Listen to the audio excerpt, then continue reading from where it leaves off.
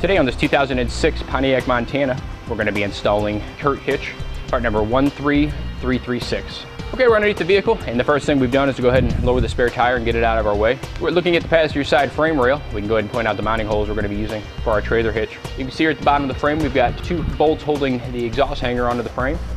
We're going to lower those down, and those are going to provide our two rearmost attaching points. And just forward of that, there's a fascia support that's held in with another bolt. And we're going to remove that bolt as well, and that'll provide our third attaching point. If we go to the vertical side of the inboard part of the frame, you can see we've got a hole here. That's going to provide our fourth attaching point.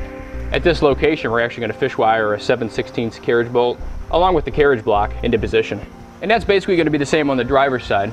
However, on this particular vehicle, we do have the load leveling compressor here with a large bracket, and it's just being held in with just one of the bolts. The second weld nut is underneath the bracket, and we're actually going to trim the bracket like so that it'll provide the clearance needed.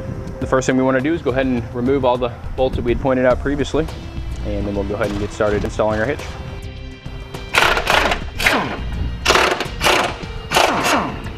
With the bolts removed, I'm going back over to the driver's side, and we're going to go ahead and lower down the load leveling compressor.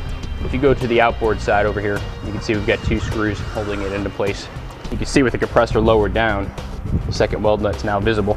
You do want to support the compressor after removing the nuts off of these threads here, because it will want to fall down and we don't want to damage it. The next thing I'm going to do is go ahead and trim out the load leveling bracket. Basically, we just need to take off this area right in here. And again, that's going to provide clearance for the head of the bolt that's going into the second weld nut.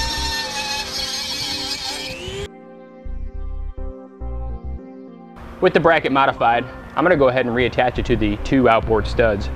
So with the compressor back up, we can go ahead and put the hitch in position. Over on the passenger side, we'll go ahead and slide it into place, and we'll attach to the forwardmost attaching point. Just want to make sure you put your bolt in through the fascia support and then up through the hitch and the weld nut. Over here on the driver's side, we're going to attach to the middle weld nut, and all the weld nuts are going to be getting 10mm bolts along with the conical tooth washers. Okay, we can go ahead and put the exhaust bracket back up into place next. It's going to realign with the holes in the hitch. Some models may have a different exhaust bracket, and in that case you may have to use the tab that's welded onto the hitch right here.